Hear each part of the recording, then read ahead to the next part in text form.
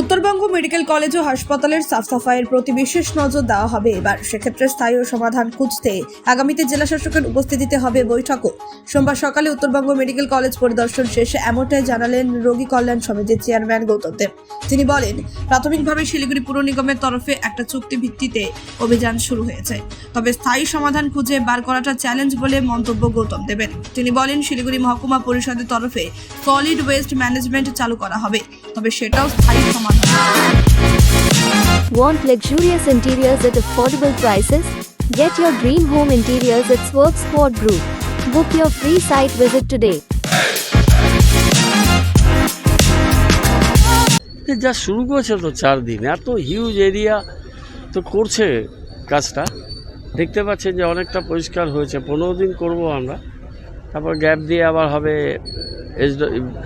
আর এখানে soil West ম্যানেজমেন্টের কাজটা এসএমপি করবে, আর কিছুটা কাজ পিডব্লিউডি এরা ড্রেন ক্লিনিং আর এই বুশগুলো জায়গায় জায়গায় ওরাও করছে। 3টে সংস্থা মিলে আমরা চেষ্টা করছি যে এটাকে ওয়ান টাইম ক্লিনিং করা। তারপর আবার বসবো দিন 7-10 দিন পরে বসবো। ফেব্রুয়ারি ফার্স্ট উইকে, সেপ্টেম্বরের ফার্স্ট উইকে আবার বসবো।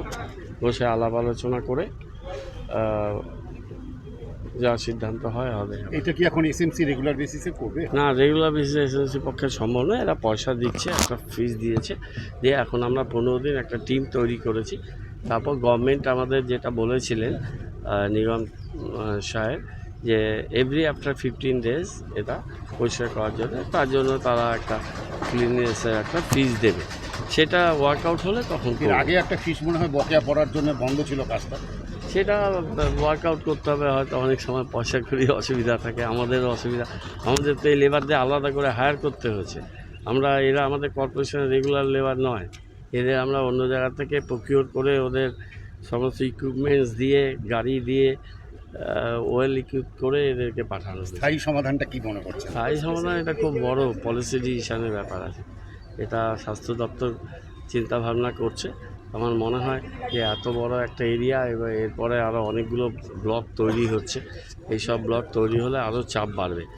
আর অনেক ইলিগাল এখানে কনস্ট্রাকশান আছে ভেতরে, অনেকগুলো খাবার দোকান যেগুলো কোনোভাবেই বাঞ্ছনীয় নয়। একেবারে হাসপাতালের ভিতরে আগুন জ্বালিয়ে খাবার রান্না হচ্ছে, সেগুলোকে সরিয়ে দিতে হবে। আমরা ওয়ার্কআউট করছি, সেই জায়গাগুলো আমরা ক্লিয়ার করে দেবো। বলুন তো, একসময় তো এসজিডি এখানটা পার্ট নিয়েছিল ক্লিনিংয়ের ব্যাপারে। এসজিডিকে তো ভাই আমি 13 সালে রিকোয়েস্ট করে করিয়েছিলাম। কতদিন করবে বলো? ওরাও তো টাকা পয়সা পাচ্ছে না, ওরা একটা ডেভেলপমেন্ট অথরিটি, ওরাও টায়ার্ড হয়ে গেছে। ওরা বলছে যে এর থেকে নিষ্কৃতি চাই, আমরা পাচ্ছি না, আমাদের ফান্ডিং না দিলে। একসাথে বসবো আমরা, ডিএম ম্যাডামকে নিয়ে, এসজেডিএ, এসএমপি, পুরসভা, পিডব্লিউডি আর হেলথ সেক্রেটারিকে ভার্চুয়ালি নিয়ে একটা মিটিং হয়েছে। একটা ফুল ফ্লেজ মিটিং হবে। এখন যতটা ক্লিয়ার করার করে আবার সেপ্টেম্বরের ফার্স্ট উইকে আমরা বসবো। প্রথমত স্থায়ী সমস্যার সমাধানে এখানে একটা জায়গা চিহ্নিত করা হয়েছে, যেখানে নাকি এসডব্লিউএম করবে, ওটা এসএমপি করবে। ওটা দিয়ে পুরোটা সমস্যার সমাধান হবে বলে আমার মনে হয় না, কিন্তু কিছুটা তো হবে। তারপর দেখা যাক, একটা দুটো 3টে জায়গায় করতে হবে করে। মেডিকেল কলেজের নিরাপত্তা নিয়ে কি বলবেন? মানে মেডিকেল কলেজের নিরাপত্তা ঢেলে সাজানো হচ্ছে। তার জন্য গভর্নমেন্ট একটা এসওপি তৈরি করছে।